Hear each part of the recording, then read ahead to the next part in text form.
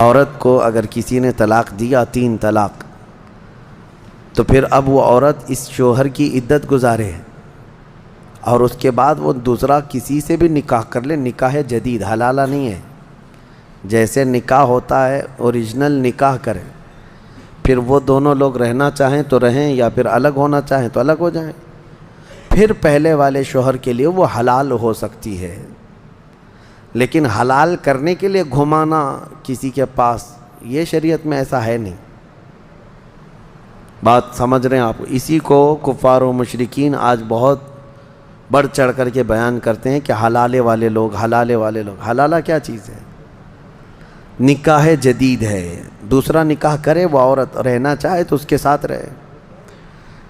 اب زہار کیا چیز ہے؟ زہار جو ہے اپنی عورت کو محرم عورتوں سے تشبیہ دینا، مطلب اپنی عورت کو یوں کہہ دینا کہ تو میری ماں کی طرح ہے، میری بہن کی طرح ہے، میری بیٹی کی طرح ہے، میری پھوپھی کی طرح ہے، میری خالہ کی طرح ہے۔ یہ جو محرم عورتیں اس سے پہلے میں گنا چکا ہوں، ان عورتوں میں سے کسی ایک عورت سے اپنی بیوی کو تشبیہ دیا تو عورت اپنے مرد پر حرام ہو گئی، فوراً حرام ہو جائے گی عورت۔ لیکن اس میں نکاح جدید نہیں ہے، دوسرا نکاح کرنا نہیں ہے، بلکہ اس کا کفارہ ہے۔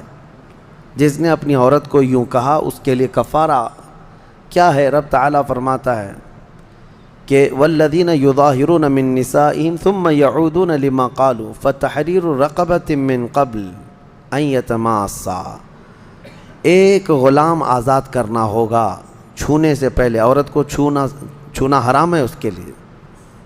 اب غلامی کا دور ہے نہیں، تو آگے رب تعالیٰ فرماتا ہے جو غلام آزاد نہیں کر سکتا وہ 60 روزے کنٹینیو رکھے گا، ایک روزہ بھی بیچ میں مس ہوا تو پھر شروع سے رکھے گا۔ فمن لم یجد فصیام شہرین متتابعین، کنٹینیو 60 روزے۔